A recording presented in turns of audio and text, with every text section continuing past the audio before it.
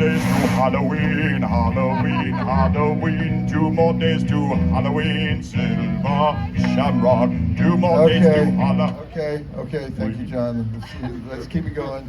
I Great was music, just- though, for winos getting their eyes ripped off and their head removed by guys in suits. So, Yo. Hold up. what? Austin fixed the video. Oh. It's too late for the video. I think we got time. Halloween 3? How did this happen? Ask me if I'm happy about this. One movie I hated was that Halloween 3. They make the movie Halloween 3, no Jamie Lee Curtis, Where the hell is Jamie Lee Curtis? no Donald Pleasance. How can we have believable corpses in a Halloween flick unless Donald shows up 30 seconds after they die and says, "You don't know what you're dealing with here, only I can stop him." You gotta have that. And they call that Halloween 3. Now, those people that make the Friday the 13th movies, they have made the exact same movie 6 times. That's something I admire. That's hard to do. Where's the slasher? Where is Michael Myers?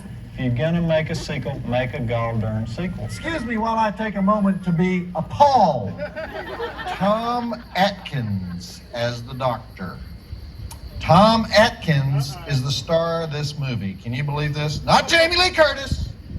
Not Jamie Lee Curtis's little sister. Not the third cousin twice removed of Jamie Lee Curtis. Tom Atkins. Nothing against you, Tom, if you're watching this. Fine job, Tom. Fine job on the movie. It's just, well, you'll see what's done. I don't like to be negative, you know, but life is short. Life is long when you're watching this movie. Now they're in the creepy town, blah, blah, blah, and they're going to find out the secret of the Halloween mask and blah, blah, blah, and track down who killed her father, blah, blah, blah. Basically turn into a murder, she wrote, is what this is. What did you think of like Halloween 3, which was a disappointment and didn't make much money because they didn't have the original characters in it. They didn't have Donald Pleasance or Michael Myers or any of the familiar elements in it. They went back to those elements in Halloween 4. And what do you think of that? Is that an exception to the rule? You can call any movie anything you want. As a matter of fact, whatever you have the most fun with. Well, I'm happy to report that fortunately for the history of horror films, Halloween 3 was a box office disappointment. When they made Halloween 4, Michael Myers was back, Donald Pleasance was back, because Mustafa Akkad, the producer of this series, learned his lesson the hard way. Did I really talk about Halloween 3 that many times? No, there's much more. It could have been much longer. Oh my God! So you're going. It's going to be that way, huh? It's going to be like that. You knew it was going to be that way. All right. You know they have. You know that thing they have in screenwriting called the cute meet. You know where you have a romantic situation in a movie and the two lovers have to meet somewhere in an unexpected way, like they bump their grocery carts together at the supermarket and they lock eyes and they're transfixed by the other person. So the cute meet in this movie is Ellie asks the nurses at the hospital which doctor treated her dead father and where she can find him, and the nurses say, "Oh, that's Dr. Chalice, he'll definitely be at the bar." So Ellie goes trolling the bars looking for him until she finds him chugging some liquor all by himself and watching the football game. How romantic. He didn't write the movie, he's just awesome in it. All right, well, let's talk to Mr. Awesome. Ladies and gentlemen, Tom Atkins. Are you here, Tom?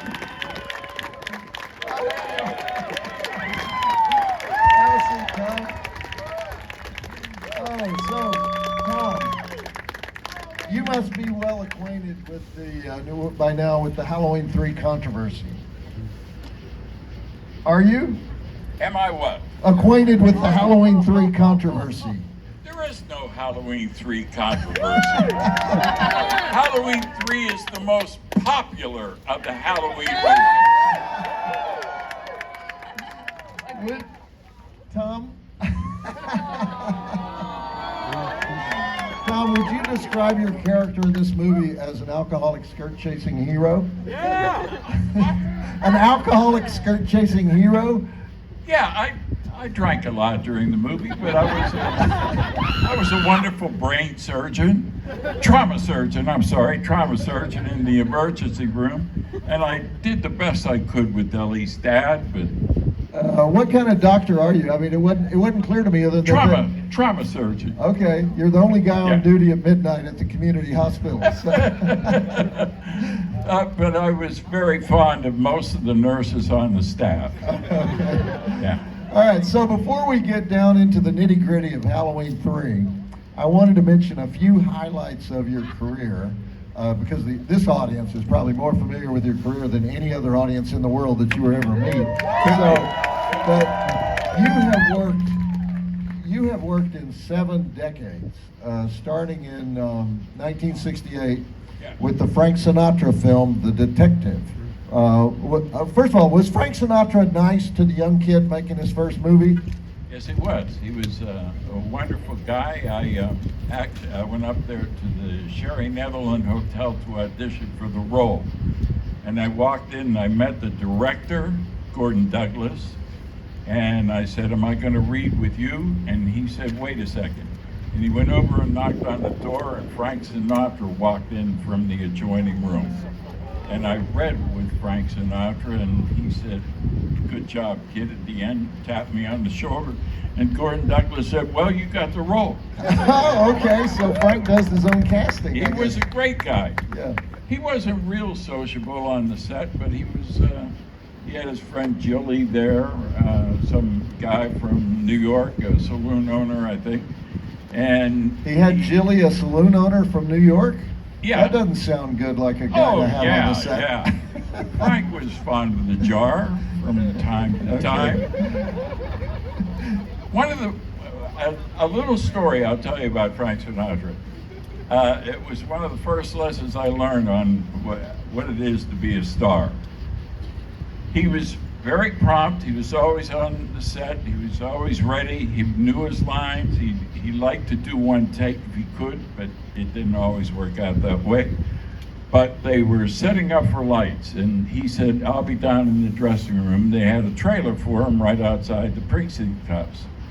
And a little while later, the director said, or the first AD said to the PA, "Get down to get Mr. Sinatra and bring him up to the set. We're ready." And they went down and knocked on the door, ready on the set, Mr. Sinatra, and he went up, and he had to wait a half hour longer for them to readjust lights. And he went back down, and the kid went down again to get him, knocked on the door and said, "They're ready, Mr. Sinatra." And Frank said, "Tell them I'll be there in a half an hour." And so they never did it Yeah. again, probably. Yeah, All right. You're a Pittsburgh guy, I am. and we consider Pittsburgh the horror capital of the world because of the George Romero and Tom Wonderful Savini George, and yeah. John Russo and all those guys. And so Yeah. I'm going to turn this over to your biggest fan, Darcy the Mail Girl, and she's going to name one of your movies. She's just going to name a movie. You free associate on the movie. Just tell us how you remember that movie. Okay? Which movie? What movie? Well, she's going to give you several. I'm just gonna name some of my Okay, favorites. all right. So, Her favorites. Night of the Creeps. Night of the Creeps. My very favorite movie that I was ever in. My very favorite movie to watch is Casablanca with Humphrey Bogart and Ingrid. But I love making Night of the Creeps. We just have more fun doing that than anything. Aww. We were on a college campus just south of LA, and Yeah. a lot of sorority girls around. I was young and Tell us more. And had took no advantage. obligations. And Okay, what about the fog? the fog, I love the fog. We did the fog up in Northern California in a town called Inverness, and around there, Petaluma, a place like that. Point Ray Lighthouse, where Adrienne was, you had to walk down 150 steps to get to the lighthouse in the middle of a cliff, and then you walked up another, I don't know how many hundred to get to the top of it. And it was the most beautiful part of the country, just gorgeous. I love being up there. It looks beautiful. Yeah. What about Escape from New York? Stacy? Escape from New York. Escape from New York. Escape. What a beautiful moon. Oh. Aww. Oh, it is. Everyone look. Couldn't have a better night at a drive-in. Escape from New York. The thing I remember more than anything from Escape from New York was John Carpenter wanted me to smoke in every single scene I was in. I never was without a cigarette. It was fun putting the neck thing on Kurt. We shot a lot at Sepulveda Dam, the exterior of what supposedly was a prison over Manhattan. But we got to shoot the opening scene on the actual Statue of Liberty steps, and they built a little wow. phone booth down there. That was great. That's great. Yeah. All right, what about Creep Show? I went Creep Show. Creep Show. Yeah. George Romero. I love George Romero. And I miss him terribly. He was a wonderful, wonderful, big teddy bear of a guy, like you. Aww. And he was good at hugs, a wonderful director. And I went to talk with him and Christine, his wife then, who was his producer, and he said, "Did you like the script, Tom?" I said, "I love the script." He said, "Is there anything in there you'd like to do?" I said, "Yeah, I would love to play Jordy that gets eaten by swamp grass." And he said, "Sorry, Stephen King is playing that role." So Aw, you would have he been said, great. "Do me a favor and do the wraparound, do the guy, the father in the beginning and the end." And I said, "Sure." You know that it was Stephen King's actual 9-year-old son, Joe, who played my son in the movie. I I'm did, sure but that's you awesome. knew. Yeah. What about Lethal Weapon? What? Lethal Weapon. Lethal Weapon. Nothing. Lethal Weapon was fun. We shot it in LA at a bank. I only had 2 scenes in that, but they were golden scenes. And it was a bank with Danny Glover telling him to kill them all because they killed my daughter. She went out a balcony window. Those bastards. And Mel Gibson was on the fringe of it, fringe of the scene, and he was on the fringe of the second scene with Danny out at the house during the wake. One of the things that happened during that was they had a helicopter come up in the back and up the cliff, hovered in the back. Gary Busey shot me through my back, French doors, and out my eggnog, and I died. That bastard. And Gary was a crazy person. Yeah. He got into an argument with the director, but they settled it out. The director said, "You either do it the way I want, or I'll find somebody else to do the part." So we're at this the house where I'm all wired up with squibs that are going to blow up and blow out and do stuff and blow my eggnog, blow up my jacket, and everybody in front of the camera. There's 20 people right in front of me, right where that speaker is the camera. There's all these people right behind the camera. First rehearsal, the helicopter comes up behind me, out over the cliff, and hovers, and everybody in front of me went, "Ooh." Oh no. I thought, "Oh no, Jesus, God, it's a please." But it was okay. But there was a movie, The Twilight Zone, the film, Oh gosh, yes. that had the 2 people, Vic Morrow and a young Vietnamese kid, had been killed Yes. during an accident with a helicopter. Around the same So time all as the you filmed extras that. in my scene in the yard for my daughter's wake, they said, no, we quit. we don't want to do this. Oh, wow. I don't blame him. Again, Richard Donner, the director, copped a plea with them and basically said, as long as the helicopter is off the cliff, it's no danger. And it's flying over the yard, and that's no danger. If it's hovering right over you, that would be worrisome. But it's not. So they said, okay. And So they did it. They did it, yeah. Okay, good. Can you It's a tell us? lovely movie. Can you tell us Good movie. about Maniac Cop? Maniac Cop. Maniac Cop. We showed that one on our show. You like all these movies? Yes! Yes, I love them, and you're amazing. I dressed up as you when we showed it. No, we talked about that. Darcy, you are a dear, dear young woman. Love it. Yeah. So, Maniac Cop, I run into Bruce Campbell every once in a while at these kind of things. And Bruce, I always say, what the hell is wrong with William Lustig? He was the writer-director of them, director.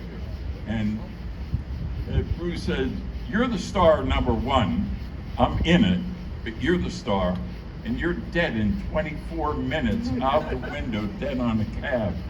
And he said, I'm the star number two, and somebody knifes me to death, stabs me to death at a newsstand for no particular reason. What the hell's the matter with William Lustig? Kills his stars right away. But I enjoyed making it. It was good. And again, it was a film we shot in L.A. Oh, you were amazing in it. Yeah. What about My Bloody Valentine 3D? Halloween 3. My Bloody Valentine. My Bloody Valentine 3D. Yes. Which I like better than the original. I do. My Bloody Valentine 3D we shot in my hometown, Pittsburgh. Right up the river in Tarentum. And Patrick Lucier, director of that, he came into town. He had his location all set. He wanted to shoot it there in Tarentum, an old abandoned coal mine, and the rest of the locations around the town. But he came in, he called the casting agent in town, and he said, I would love Tom Atkins to be in this film. Do you think I could meet with him? And she said, sure. And he said, could we meet for coffee in this old hotel downtown Pittsburgh? Sure. And she called me, and I said, sure. So I went down, and he said, Tom, I would love you to play the sheriff in this, retired sheriff, Burke. But when I tell you how you die, you might not want to do it. And then he explained how this coal miner would put a pick up through my jaw, out my mouth, and then rip the whole bottom of my face off. So good though. And I said, that sounds like fun. We could do that. It'll work. And it did. It was great fun. It did work. Really good. Yeah. Do you want a couple more? Or you I don't want to go? understand, Joe Bob, why you What? Can I dislike ask- Halloween 3 so much. That's what we're figuring out We're tonight. figuring that out all night long. I think he's jealous. I want to ask you about one. There's a really weird movie. Some people love it, some people hate it, called The Ninth Configuration. Oh. What was it like working on The Ninth Configuration? Oh my God.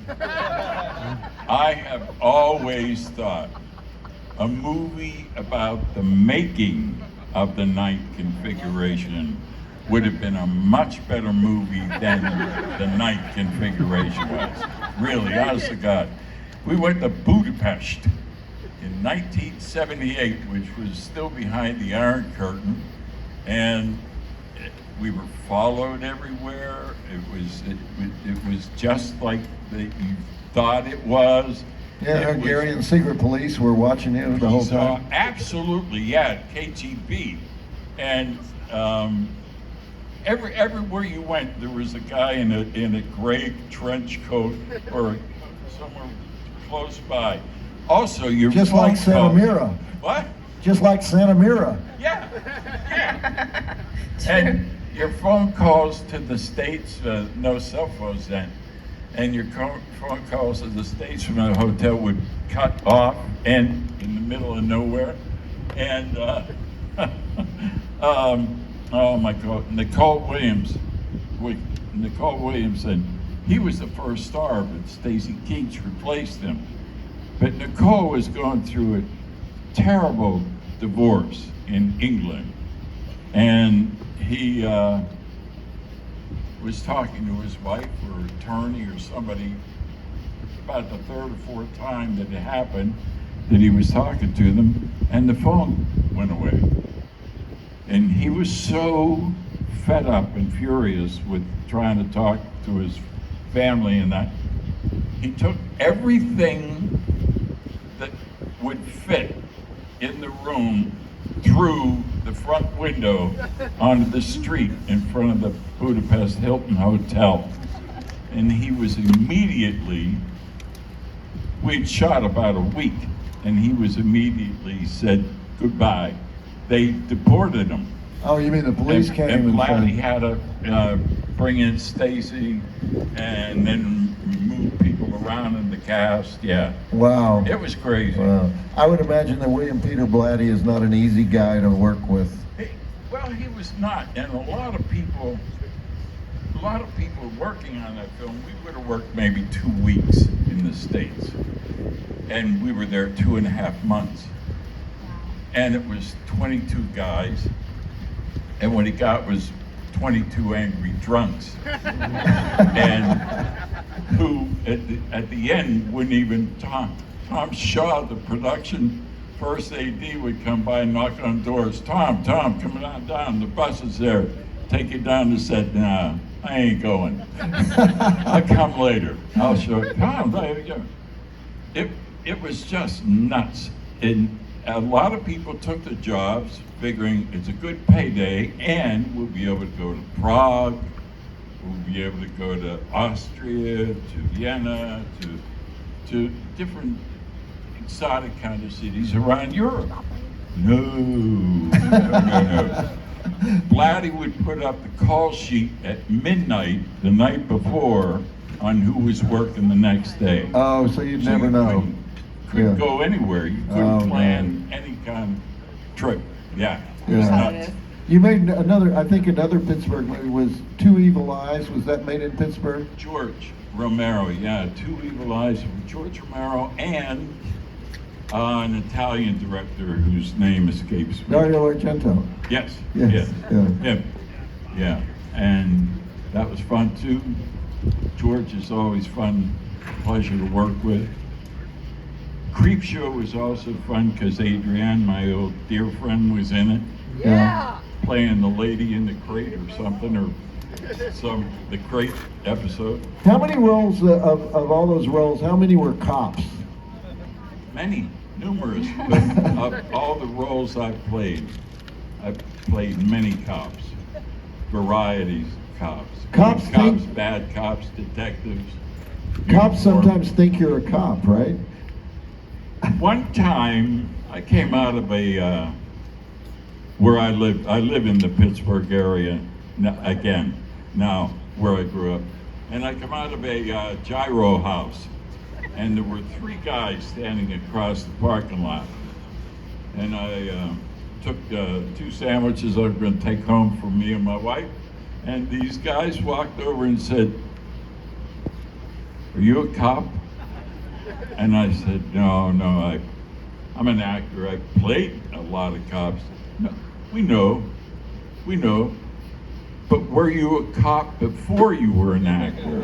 And I said, no.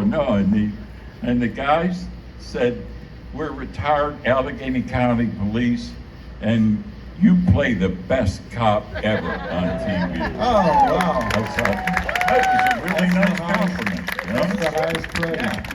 I also want to talk about one of my favorite Tom Atkins roles, okay?